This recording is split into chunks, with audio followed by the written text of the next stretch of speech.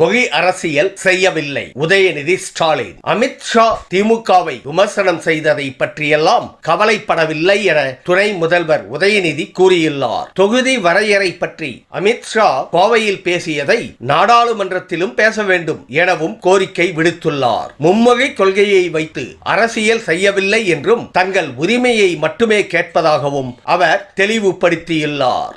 இன்றைக்கு ஒட்டுமொத்த தமிழ்நாடு கொந்தளிச்சிட்டு இருக்கு. தமிழர்கள் நாம் எப்பொழுதுமே அன்புக்கு கட்டுப்பட்டவர்கள்.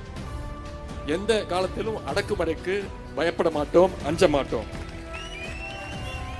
எந்த காலத்திலும் அடக்குமுறைக்கு நாம் அடிபணிய மாட்டோம்.